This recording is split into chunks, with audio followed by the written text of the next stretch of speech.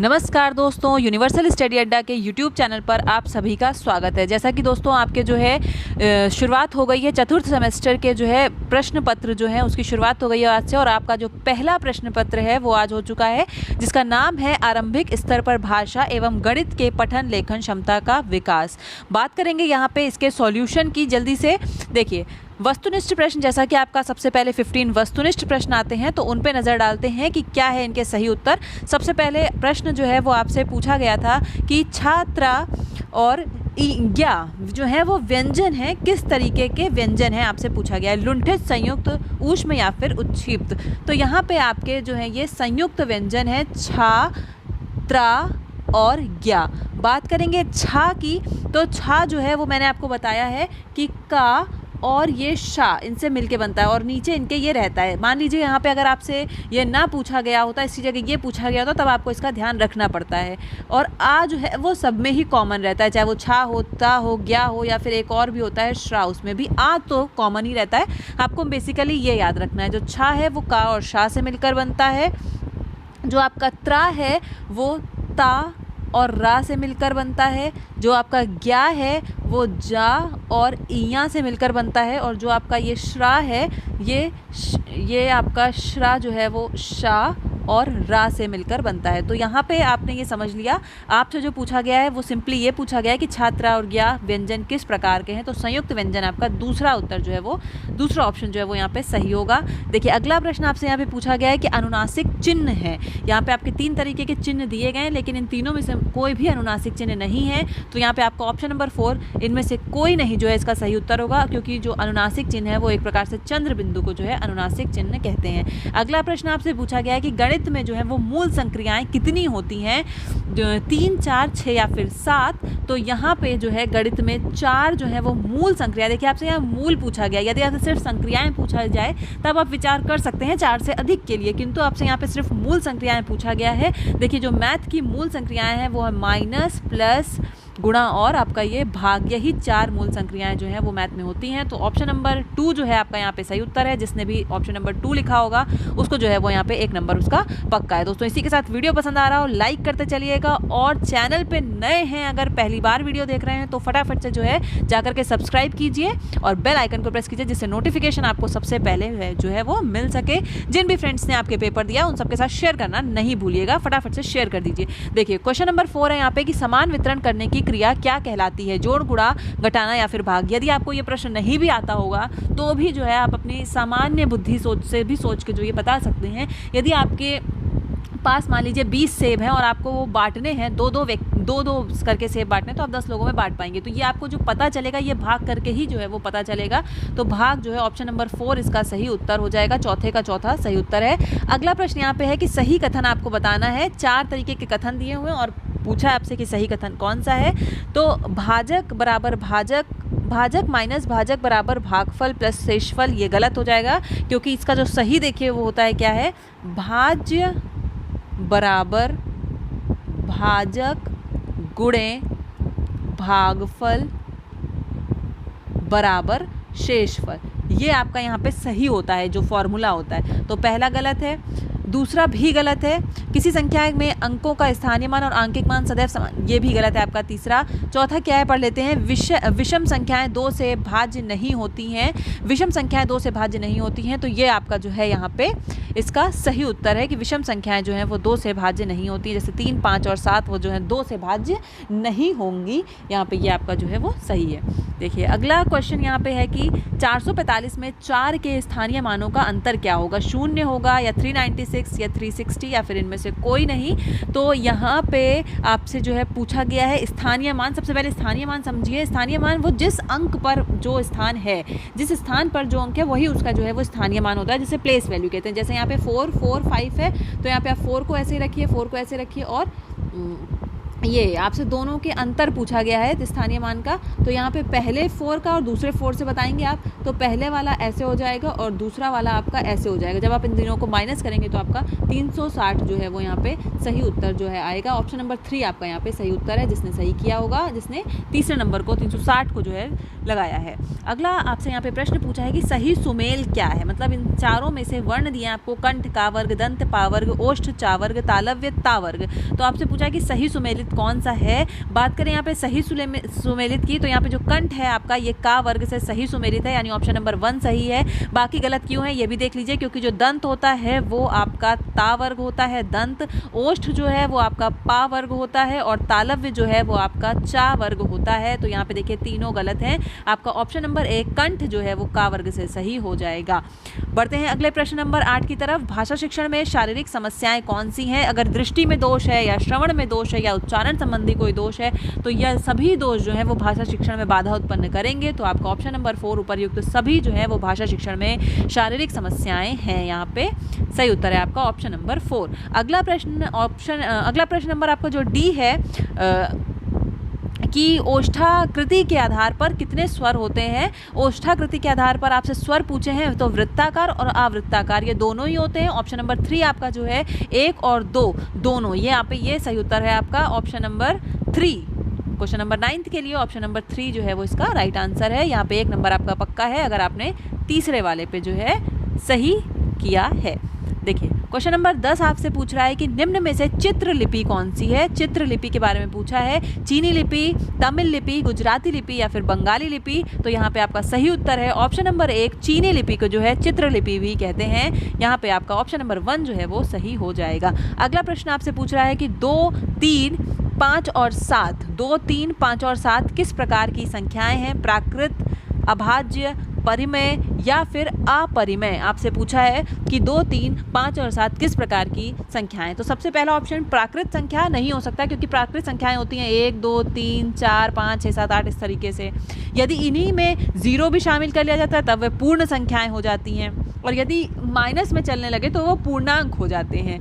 और यहाँ पे आपसे पूछा है कि 2, 3, 5, 7 कौन सी संख्याएं, तो ये ऑफकोर्स जो है आपका अभाज्य संख्याएं हैं। अभाज्य संख्याएं वे संख्याएं होती हैं जो एक और स्वयं से ही सिर्फ कटती हैं, उसके अलावा किसी से नहीं कटती हैं। यहाँ पे 2, 3, 5 और 7 या तो एक से कटेगा या स्वयं से कटेगा, इसलिए यहाँ पे ये अभाज्य संख्याएं हैं। आपका ऑप्शन नंबर 2 अभाज्य संख्याएं सही हैं। उसके अलावा परिमेय और अपरिमेय की बात कर लें तो परिमेय संख्याएं वो होती हैं जिन्हें आप बट्टे के रूप में लिख सकते हैं, और अपरिमेय संख्याएं जिन्हें आप P/Q के फॉर्म में नहीं लिख सकते, यानी बट्टे के रूप में नहीं लिख सकते, जैसे पाई। तो यहाँ पे आपका अभाज्य संख्याएं ऑप्शन नंबर 2 जो है वो सही है। बढ़ते हैं अगले प्रश्न की तरफ। महाप्राण आपसे पूछा है, महाप्राण जो है वो कौन से वर्ण होते हैं। देखिए जैसे का, ख, ग, घ, ड़। इसको मैं आपको एक उदाहरण के तौर पर समझाती हूँ। का, ख, ग, घ और ड़।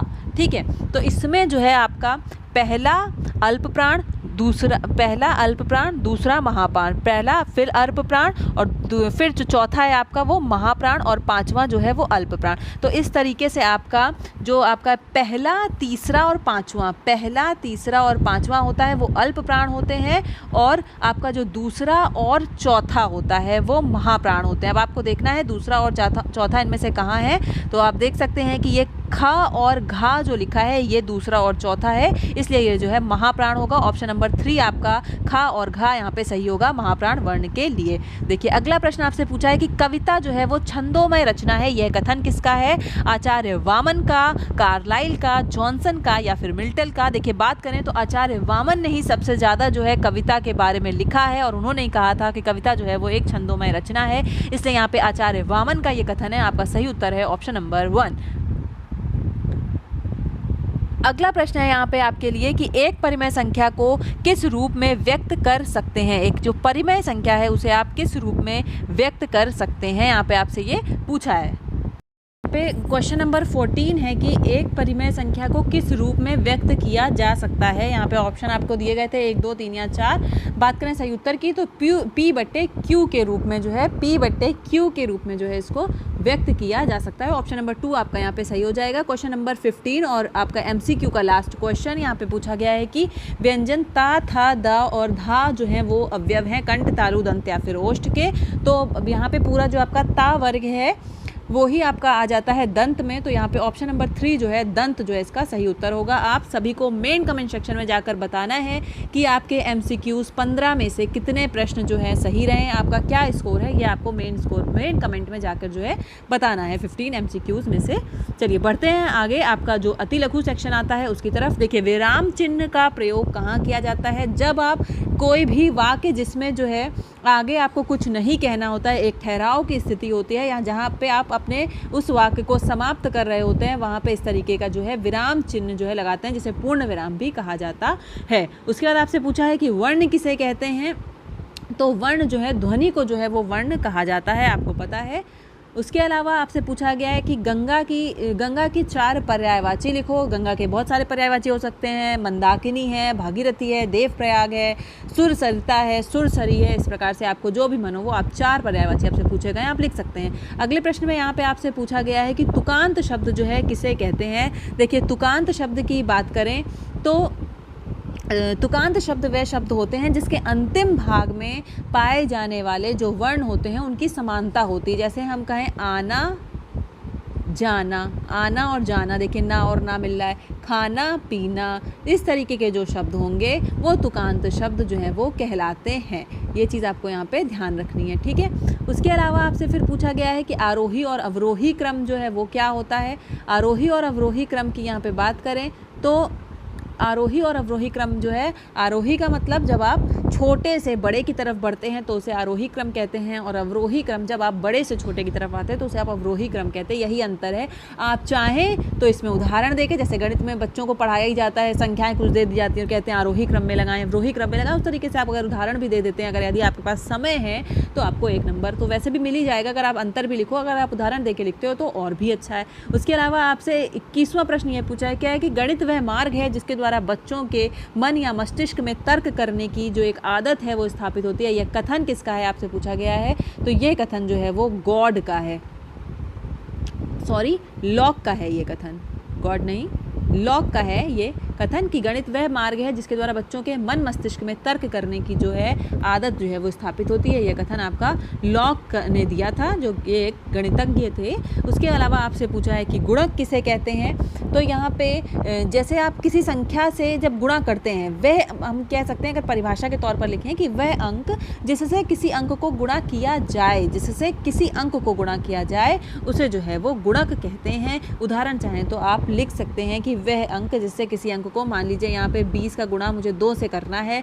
तो वह अंक जिससे हम करें गुणा, तो ये वही अंक है जिससे हम गुणा करेंगे, तो यहाँ पे जो 2 है वो गुणक होगा। इस तरह आप उदाहरण की तरह तो उदाहरण के साथ लिख सकते हैं, तो और भी अच्छा आपका जो है प्रेजेंटेशन हो जाएगा। देखिए, क्वेश्चन नंबर 23 में आपसे पूछा है कि स्थानीय मान से क्या तात्पर्य है, जिसे वो प्लेस वैल्यू कहते हैं। स्थानीय मान को वह मतलब प्लेस वैल्यू का तात्पर्य यह है कि अंक जो है जिस स्थान पर स्वयं है, मतलब जिस स्थान पर वह है उसको उसका प्लेस वैल्यू कहते हैं, और वहीं जो जातीय मान होता है वो फेस वैल्यू होती है, वो अलग चीज़ होती है। तो यहाँ पे स्थानीय मान आप इस तरीके से लिख सकते हैं। फिर आपसे पूछा गया था कि द्विज शब्द किसे कहते हैं? तो द्विज का तात्पर्य जो है वो ब्राह्मण होता है, द्विज शब्द को ब्राह्मण कहते हैं। लिपि आपसे पूछा गया है कि लिपि किसे कहते हैं? देखिए, 1 नंबर के प्रश्न है, 1 वर्ड टाइप के, आपको इसमें बस इतना ही करना है क्योंकि आगे वेरी शॉर्ट में आपको बहुत कुछ लिखना होगा। तो देखिए, लिपि किसे कहते हैं आपसे पूछा गया, तो लिखने की क्रिया को या फिर भाषा की जो लिखावट होती है, इसके अलावा कह सकते हैं कि लिखने का क्या ढंग है या फिर जो लेखन प्रणाली है उसको जो है लिपि कहते हैं। उदाहरण दे सकते हैं आप, जैसे देवनागरी लिपि इत्यादि। उसके बाद आपसे पूछा है कि मिश्रित वाक्य क्या होते हैं, जिसमें एक सरल वाक्य हो और उपवाक्य हो, उसको जो है वो मिश्रित वाक्य कहते हैं। जिसमें मतलब कहने का है कि एक प्रधान वाक्य हो और एक उसके आश्रित वाक्य हो, उसे जो है वो मिश्रित वाक्य कहते हैं। अगला प्रश्न आपसे पूछा था कि सह अभाज्य संख्याएं किसे कहते हैं? तो एक यहाँ पे आप परिभाषा के तौर पर लिख सकते हैं कि ऐसी संख्याओं के जोड़े जिनके गुणनफल में, जिनके गुणनखंडों में, ऐसी संख्याओं के जोड़े जिनके गुणनखंडों में एक के अतिरिक्त कोई भी उभयनिष्ठ ना हो। उभयनिष्ठ का मतलब कॉमन होता है, जैसे 16 से 21 के बीच में। इस तरीके से आप जो है उदाहरण के साथ प्रस्तुत कर सकते हैं कि सह अभाज्य संख्याएं किसे कहते हैं। अगला प्रश्न है आपका कि 40 पुस्तकों को यदि 6 विद्यार्थियों में समान रूप से बांटेंगे तो आप कितनी पुस्तक बच जाएंगी? तो सीधा सा आपसे पूछ लिया है कि अगर आपको 40 पुस्तकों को 6 लोगों में बांटना है तो आपका जो है वो 4 पुस्तकें यहाँ पे शेष बच जाएंगी। उसके अलावा आपसे पूछा था अपरिमेय संख्याएं किसे कहते हैं? तो अपरिमेय संख्याएं वे संख्याएं जिन्हें p/q के रूप में जो है आप व्यक्त नहीं कर सकते हैं, जहाँ पे p जो है वो एक पूर्णांक होता है और q जो है वो 0 यानी शून्य नहीं हो सकता है, जैसे कि आपका पाई। इस तरीके से आप लिख सकते हैं। उसके अलावा आपसे क्वेश्चन नंबर 30 में पूछा गया है है कि काव्य का क्या अभिप्राय है, काव्य का क्या अभिप्राय है पूछा है। और आपको लिख सकते हैं आपकी जो काव्य, जैसे किसी कहानी या मनोभाव को, किसी कहानी या मनोभाव को जब आप कलात्मक रूप से भाषा के द्वारा अभिव्यक्त किया जाता है तो उसे जो है वो काव्य कहते हैं। इस तरीके से आपके ये रहे वेरी शॉर्ट। और देख लीजिए लघु उत्तरी में क्या पूछा है, सम तथा विषम संख्याओं को उदाहरण सहित स्पष्ट करना है, अनुनासिक और अनुस्वार में उदाहरण बताना है, वाक्य कितने प्रकार के होते हैं। और फिर आपसे इस तरीके से पूछा है कि किसी बालक में भाषा के प्रति आप रुचि उत्पन्न करने के लिए कौन सी विधि करेंगे, चित्रलिपि, स्वर किसे कहते हैं, श्रवण कौशल के उद्देश्य महत्व, गणित शिक्षण का महत्व, लेखन के किन्हीं 2 विधियों का वर्णन। देखिए यहाँ पे इस तरीके से 40 प्रश्न है, तो आपको जो है वेरी शॉर्ट में बहुत अधिक नहीं लिखना है, वहाँ आपको मिलना मात्र 1 ही नंबर है। आगे के पेपर में ध्यान रखिएगा, अगर इसमें ध्यान नहीं रख पाएँ तो जितना पूछा है एज इट इज़ आपको वेरी शॉर्ट में बताना है। 1 नंबर वो आपको वहाँ मिल ही जाएगा एज इट इज़ बता के। जो भी आपको अपनी क्रिएटिविटी, जो भी आपको थोड़ा एक्स्ट्रा लिखना है वो आपको लिखना है यहाँ लघु उत्तरीय में, क्योंकि जब आप थोड़ा 1 या 1.5 पेज तक दिखते हैं तो आपको 2 नंबर मिलने के अच्छे चांसेस रहते हैं। यहाँ पे कमी नहीं करनी है, लेकिन वेरी शॉर्ट में एज इट इज़ लिखना है। तो फिर दोस्तों आज की वीडियो में इतना ही। वीडियो पसंद आया हो लाइक करिए, चैनल पे नए हैं सब्सक्राइब करके जुड़ जाइए, फटाफट से पेपर के सॉल्यूशन जो है वो देखते जाइए कि आपका कितना सही है, और मेन कमेंट सेक्शन में अपना स्कोर जरूर से बताइएगा। चलिए मिलते हैं नेक्स्ट वीडियो में नेक्स्ट टॉपिक के साथ। Till then take care, good bye, आप सभी को बेस्ट।